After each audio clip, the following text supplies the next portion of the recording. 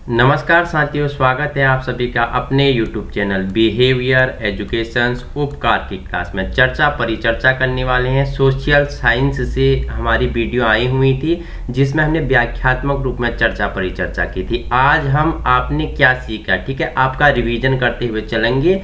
महत्वपूर्ण प्रश्नोत्तरी लगाने वाले हैं। उत्तराखंड से संबंधित अगर सामान्य ज्ञान की बात करें तो हमारे कितने 44 भाग कंप्लीट हो गए हैं, ठीक है। शाम को आज उसका क्या 45 भाग आएगा। उससे पहले जो एसएसटी में हमने क्या किया था, एनसीईआरटी बेसिक हमने जो पढ़ा था व्याख्यात्मक रूप में, जिसके बारे में चर्चा की थी, आज उसका रिवीजन है कि आपने क्या सीखा। जुड़ जाइए, एक कॉपी कलम उठा लीजिए और मेरे साथ आपको नोट्स बनाते हुए चलना है, क्योंकि चर्चा परिचर्चा होने वाली है। एनसीईआरटी आपका बेस बनाते हुए चलेंगे, ठीक है। क्वेश्चन आपके लिए 50 हैं, व्याख्या हम क्या 100 प्रश्नों की करने वाले हैं। तो पहला प्रश्न आपके लिए रखा है, पूछ रहा है कि भूमध्य रेखा के उत्तर या दक्षिण में किसी स्थान पर दी गई कोणीय दूरी क्या कहलाती है। तो बेटा मैंने बताया था कि जो भूमध्य रेखा है उसके उत्तर और दक्षिण की बात करूं तो देखो, ये भूमध्य रेखा है। भूमध्य रेखा की इसे हम बोलते हैं 0 डिग्री विषुवत रेखा भी बोलते हैं, ठीक है। तो इसके बोल रहा है कि उत्तर और दक्षिण में किसी स्थान पर दी गई कोणीय दूरी को क्या बोलते हैं, तो अक्षांश बोलते हैं, ठीक है। इसे हम क्या बोलते हैं, अक्षांश बोलते हैं, ठीक है। क्वेश्चन नंबर दूसरा है, ट्रॉपिक ऑफ कैंसर क्या है। तो मैंने आपको बताया था, देखो ग्लोब का निर्माण करते हुए मैंने आपको बताया था कि ये ग्लोब है, ये क्या है, भूमध्य रेखा है, जिसे 0 डिग्री विषुवत वृत्त या क्या बोलते हैं, भूमध्य रेखा कहते हैं, ठीक है। तो 23.5, ठीक है। दूसरे तरीके से आपको इजी शब्दों में समझाऊं तो 23.5 आपका दक्षिण क्या हो गया, मकर रेखा हो गया। 23.5 आपका उत्तर में क्या हो गया, कर्क रेखा हो गया, ठीक है। और वहीं देखो 23.5 के बाद आता है 86.5, ठीक है। उसके बाद आपका क्या आता है, ध्रुव लग जाते हैं, उत्तरी ध्रुव और दक्षिणी ध्रुव। तो ठीक है, तो बोला कि ट्रॉपिक ऑफ कैंसर क्या है, तो क्या है, 23.5 उत्तरी अक्षांश को ट्रॉपिक ऑफ कैंसर कहते हैं।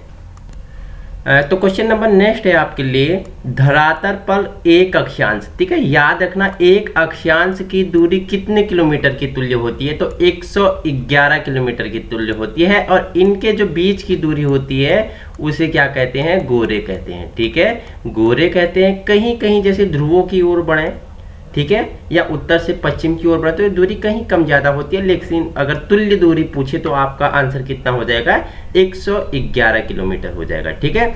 भूमध्य रेखा के अतिरिक्त कौन सी अक्षांश रेखा पृथ्वी को 2 बराबर अक्षांश वृत्त कहां से होकर गुजरती है, तो ये है आपका राइट आंसर होगा मालागासी। इंपोर्टेंट है, ठीक है, याद रखना, पूछ लेगा कि भूमध्य रेखा के अतिरिक्त कौन सी अक्षांश रेखा पृथ्वी को 2 बराबर अक्षांश वृत्त कहां से होकर गुजरती है या होके जाती है, तो मालागासी आपका राइट आंसर हो जाएगा, ठीक है। वह काल्पनिक रेखा जो पृथ्वी को 2 बराबर भागों में बांटती है तो उसे क्या बोलते हैं, भूमध्य रेखा कहते हैं। किस रेखा की बात हो रही है दोस्तों, तो इस रेखा की बात हो रही है जो पृथ्वी को बराबर 2 भागों में बांटती है, उसे भूमध्य रेखा या 0 वृत्त अक्षांश रेखा भी कहते हैं, ठीक है।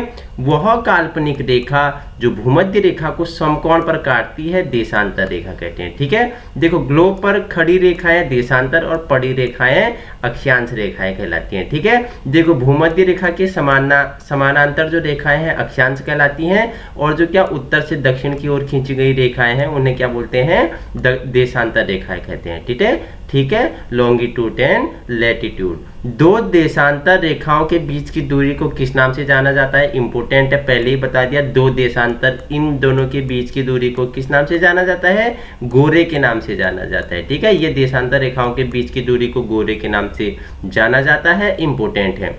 एक देशांतर से दूसरे देशांतर के बीच कितना समय अंतराल होता है, तो 4 मिनट का समय अंतराल होता है। किस अक्षांश रेखा पर रात और दिन समान होते हैं, तो भूमध्य रेखा पर, क्योंकि सूर्य की किरणें क्या लंबवत पड़ती हैं, तिरछी पड़ती हैं, जिस कारण वहां क्या दिन और रात क्या होते हैं, बराबर या समान होते हैं। 1 डिग्री, याद रखना, देशांतर की सबसे अधिक दूरी कहाँ होती है, तो विषुवत रेखा पर होती है, ठीक है। विषुवत रेखा पर 1 डिग्री देशांतर की सबसे अधिक दूरी पाई जाती है। कुल अक्षांशों की संख्या कितनी है मैंने आपको ट्रिकी वे में बताया था, ठीक है। जो ध्रुव वाली रेखा है इन्हें कहीं कहीं हम माइनस कर देते हैं क्योंकि आधी रेखा है, कहीं कहीं हम प्लस कर देते हैं। तो कुल अक्षांशों की संख्या कितनी है 180 है। वो मैंने आपको पिछली जो व्याख्यात्मक रूप में बताया था उसमें मैंने आपको पूरा अक्षांश और देशांतर रेखाएं समझाई हुई हैं कि क्या है 179 + 1 और 179 माइनस क्या है, इसके बारे में मैंने आपको वहां बताइए, आप वहां देख सकते हैं, ठीक है। आगे चलते हैं। कुल देशांतरों की संख्या कितनी होती है सभी को पता है 360 होती है। विषुवत रेखा के समानांतर कल्पित रेखा क्या कहते हैं, तो मैंने ये बताया है जो क्या है ग्लोब पर या जो हमारा ये ग्लोब है इस पे जो क्या है विषुवत रेखा है, भूमध्य रेखा के समांतर रेखाओं को क्या बोलते हैं अक्षांश कहते हैं। ग्लोब पर पड़ी रेखाओं को क्या कहते हैं अक्षांश रेखाएं कहते हैं। खड़ी रेखाएं क्या होती है देशांतर रेखाएं होती हैं, ठीक है। पृथ्वी के उत्तरी व दक्षिणी ध्रुव को मिलाने वाली रेखाएं क्या कहलाती हैं देशांतर रेखाएं कहलाती हैं, ठीक है। देखो पृथ्वी के उत्तरी और दक्षिणी ध्रुव को कौन मिलाती हैं, ये आपकी देशांतर रेखाएं मिलाती हैं, ठीक है। पश्चिम और पूर्व को कौन मिलाती हैं, तो अक्षांश रेखाएं मिलाती हैं। प्रधान मध्याह्न रेखा किस स्थान से होकर गुजरती है, तो ग्रीनविच आपका राइट आंसर हो जाएगा, ठीक है। ग्रीनविच रेखा क्या है 0 डिग्री देशांतर क्या है ग्रीनविच रेखा है। पृथ्वी 1 घंटे में कितने देशांतर घूम जाती है, तो 15 डिग्री देशांतर घूम जाती है।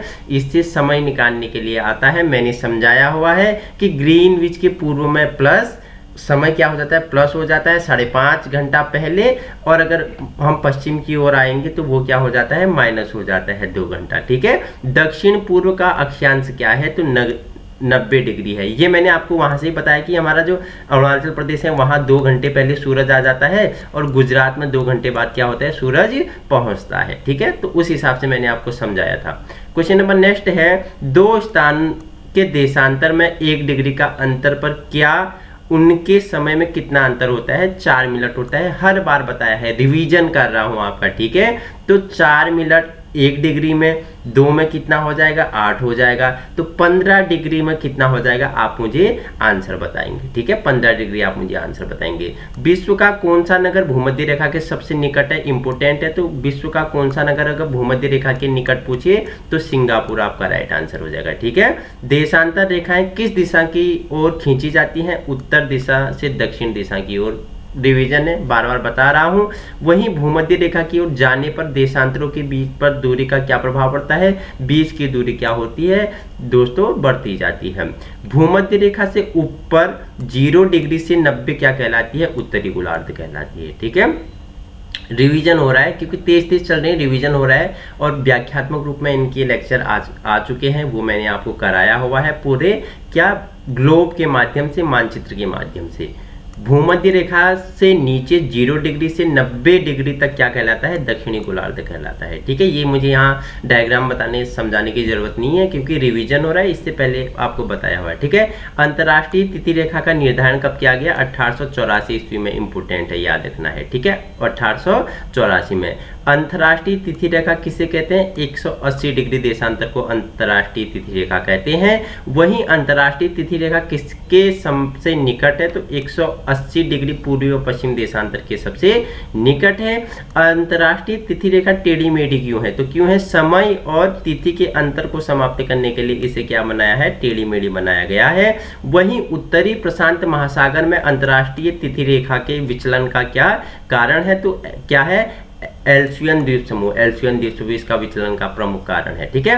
नेक्स्ट स्लाइड है आपके लिए, यदि अंतर्राष्ट्रीय तिथि रेखा पर 12 बजे हैं तो भारत का मानक समय क्या होगा, तो 5:30, ठीक है। उससे क्या हो जाएगा प्लस हो जाएगा। ग्रीनविच के पूर्व में क्या होता है प्लस हो जाएगा समय, पश्चिम में माइनस हो जाएगा, तो क्या 5:30 का अंतर हो जाएगा। क्या बजे होंगे भारत में, 5:30 बजे होंगे, ठीक है। पृथ्वी को कितने कटिबंधों में बांटा गया है, तो 24 कटिबंधों में बांटा गया है, ठीक है। 24 घंटा इसलिए लेते हैं हम, ठीक है।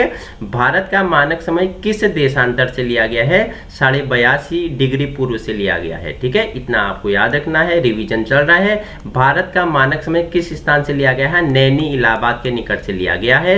भारत के मानक समय और ग्रीनविच के मानक समय में कितना अंतर है, तो 5.5 घंटा। देखो साथियों क्या हो रहा है, रिवीजन हो रहा है, ठीक है। फटाफट चल रही है सीरीज, तो आपका रिवीजन ही हो रहा है और कुछ नहीं है। इससे पहले जितना समझाया है ना आप उसे देख लेना, आपको रिवीजन की जरूरत नहीं है। लेकिन रिवीजन आपके लिए क्या होता है, की होता है, सफलता का क्या होती है, चाबी होती है। भारत के सबसे पूर्वी व पश्चिमी स्थान में कितनी बार विचलित होती है, तो कितनी बार, 4 बार आपका राइट आंसर हो जाएगा। ठीक है, आइए नेक्स्ट स्लाइड की ओर चलते हैं। पृथ्वी के 2 स्थानों की स्थिति के अनुदैर्ध्य का अंतर 15 डिग्री है, तो स्थानीय समय में कितना अंतर होगा, तो 1 घंटा होगा। प्रति 15 डिग्री पे कितना, 1 घंटे का अंतर होता है, तो 15 या 45, तो 45 डिग्री पे कितना हो जाएगा, तो 3 घंटे का अंतर हो जाएगा। ठीक है, याद रखना। ग्रीनविच किस देश में है, तो यूनाइटेड किंगडम में है। ठीक है, एक देशांतर को पार करने में 2 स्थानों के स्थानीय समय बीच कितना अंतर होता है, तो 4 मिनट का अंतर होता है, पहले से बताते आ रहा हूँ। ठीक है, संपूर्ण विश्व का प्रमाणिक समय क्या है, जो 0 डिग्री देशांतर क्या है, संपूर्ण विश्व का क्या है, प्रमाणिक समय है। पूर्व से पश्चिम की ओर जाने वाली जहाज तिथि रेखा को पार करने में अपना कैलेंडर कितने दिन आगे कर लेते हैं, 1 दिन आगे कर लेते हैं। ठीक है, 24 घंटे में सूर्य के सामने कितने देशांतर गुजर जाते हैं, 360 देशांतर गुजर जाते हैं, इतना आपको याद रखना है। अंतिम स्लाइड आपके लिए है, वह पुर्तगाली कौन था जिसने गोवा पर अधिकार कर लिया था, तो अल्फांसो डी अल्बुकर्क था। ठीक है, भारत में ईस्ट इंडिया कंपनी का पहला गवर्नर जनरल पूछिए तो वॉरेन हेस्टिंग्स आपका क्या हो जाएगा, राइट आंसर हो जाएगा। किस यूरोपीय देश ने भारत में सबसे पहले अपना व्यापार फैलाया, तो पुर्तगाल था। ठीक है, तो कौन आया था, वास्को डी गामा। कहाँ से आया था, कैसे आया था, वो समझाया हुआ। 1498 में वास्को डी गामा आया था, और 1487 में कहाँ पे, उत्तरी अंतरीप में। ठीक है, केप ऑफ गुड होप में कौन पहुंचा था, बता दो मुझे, कौन पहुंचा था, आप मुझे 1487 में उसका नाम आप मुझे बताएंगे। ठीक है, उसका नाम आप मुझे कमेंट में बताएंगे कि जो सबसे पहले केप ऑफ गुड होप की खोज किसने की। ठीक है, उसी के रास्ते से वास्को डी गामा भारत कब पहुंचा था, 1498 में पहुंचा था। ठीक है, क्या था, पुर्तगाली था। ठीक है, याद रखना है। तो आज हमने रिवीजन किया, जितना हमने एनसीईआरटी से व्याख्यात्मक रूप में परिचर्चा की थी उसका रिवीजन किया है।